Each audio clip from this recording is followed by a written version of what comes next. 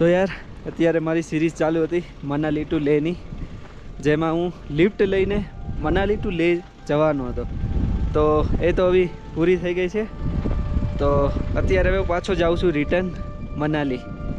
ઓર ભાઈ તમને એક વાત કહું યાર, બહુ મસ્ત લે જગ્યા છે. અગર તમને લોકોને યાર ટાઈમ મળે ને તો એકવાર બસ જરૂર લે વિઝિટ કરો.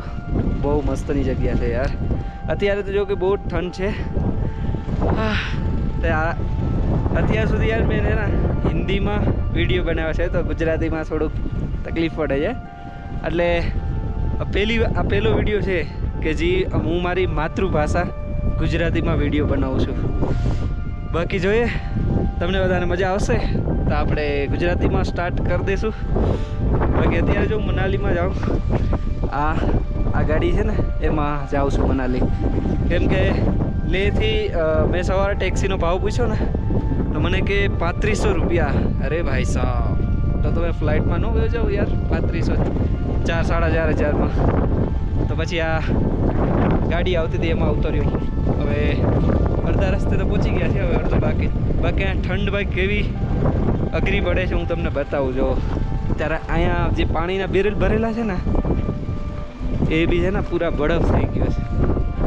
જા બહાર અડધો તો એ ભાઈ બહાર ઠલવી આપે. જા આજે આ બેરલ છે ને બરફ થઈ ગયો બેરલમાં.